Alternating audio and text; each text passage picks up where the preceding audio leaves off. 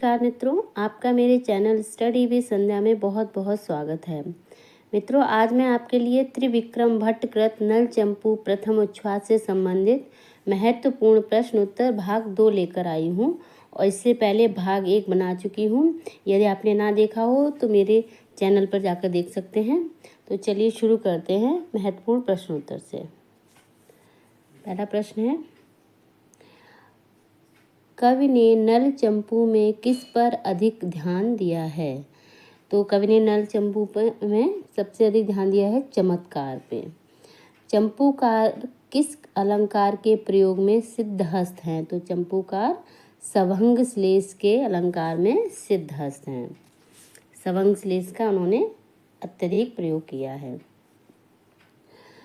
महाभारत के किन अध्यायों में राजा नल की कथा वर्णित है? तो ये 53 से 79 तक।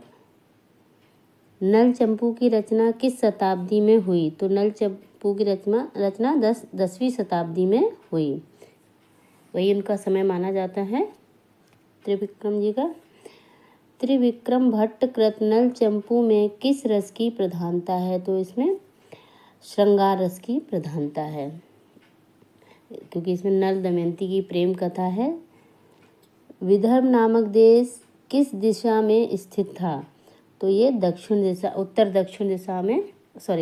दिशा में स्थित था।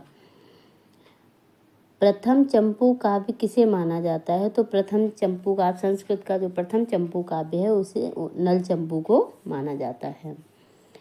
किस काव्य में प्रबंधात्मकता पाई जाती है? तो चंपू काव्य में प्रबंधात्मकता पाई जाती है। आगे देखें प्रश्न। त्रिविक्रम भट्ट ने चंपुओं के अतिरिक्त भी किस अन्य ग्रंथ की रचना की है? तो कहा जाता है कि इनके 2 चंपू हैं, एक नल चंपू और एक मदालसा चंपू। इसके अतिरिक्त इन्होंने इंद्रराज प्रशस्ति नामक एक रचना की है। इंद्रराज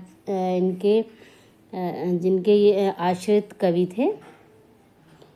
त्रिविक्रम भट्ट कृत नल चंपू में कितने उच्छ्वास हैं? तो 7 उच्छ्वास हैं इसमें।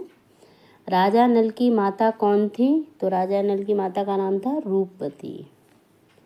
राजा नल को वन रक्षक आखेटक ने किसके आने की सूचना दी? तो वन रक्षक ने किसके आने की सूचना दी थी? शूकर के। किस वृक्ष की छाया में राजपुत्री रुकी थी? पथिक ने राजकुमारी के विषय में बताया था कि वो किस वृक्ष के नीचे आके रुकी थी? तो वट वृक्ष की छाया में। दृश्यते न च यंत्र स्त्री नवापीन पयोधरा श्लोकांश किस ग्रंथ से लिया गया है? तो ये श्लोकांश नल चंपू से लिया गया है। चंपू के आर्यावर्त वर्णन में मुख्य रूप से किन अलंकारों का प्रयोग हुआ है? तो इसमें मुख्य रूप से श्लेष, उपमा, परिसंख्या। श्लेष अलंकार तो इन्होंने इसमें उसकी तो अत्यधिक श्लेष अलंकार का तो प्रयोग में ये सिद्धहस्त हैं ही। उसके अलावा उन्होंने उपमा और परिसंख्या का भी इसमें वर्णन किया है। आगे देखें। करोति कस्य नालादम कथा कांतेव भारती सूक्ति किस ग्रंथ से उद्धृत है? तो ये नल चंपू से उद्धृत है। किम कवेस्तेन काव्येन किम कांडेन धनुष्मतः परस्य हृदये लग्नं न घूर्णयति यच्छिरः। यह पद्य वाक्य उद्धृत है नल चंपू से। कहाँ से लिया गया है? ये नल चंपू से लिया गया है, क्योंकि हम नल चंपू के विषय में बता रहे हैं तो यहाँ तो आपको बहुत आसानी होगी जानने में। लेकिन यदि जब आपके वो 125 प्रश्न आएंगे तो उसमें आपको ये समझने में थोड़ा मुश्किल हो सकता है। सर्वम सहा सूर्या किस ग्रंथ से लिया गया है? तो नल चंपू से लिया गया। ये आपका बहुत ही इम्पोर्टेंट है, कई बार पूछा जा चुका है। आगे देखें। नल चंपू ग्रंथ के मंगलाचरण में किस देवता की स्तुति की गई है? तो शिव जी की स्तुति की गई है, सबको पता है। नल चंपू का अपर नाम क्या है? तो अपर यानी दूसरा नाम है दमयंती कथा।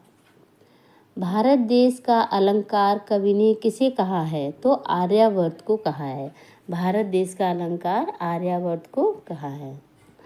समस्त भूमंडल में चमकते हुए तिलक सदृश क्या था? समस्त भूमंडल में चमकते हुए तिलक के समान क्या किसको बताया है? आर्यावर्त को। आगे देखिए, भगवान शंकर के पवित्र चरणों से अधिष्ठित श्रीशैल नामक पर्वत कहाँ स्थित है? कहाँ बताया है? दक्षिण दिशा में। निषद नाम की नगरी के भवनों के प्रांगण किसकी शिलाओं से निबद्ध हैं? वहाँ के जो प्रांगण है, जो आंगन है, वो किसकी शिलाओं से निबद्ध हैं? स्फटिक मणि की शिलाओं से। त्रिविक्रम भट्ट के आश्रयदाता राजा कौन थे? तो राष्ट्रकूटवंशी इंद्रराज तृतीय, जो उन्होंने इंद्रराज प्रशस्ति इन्हीं के ऊपर लिखा है। तो इस तरह जो भी और प्रश्न बन सकते थे वो मैं आपको इस वीडियो में लेके आई हूँ।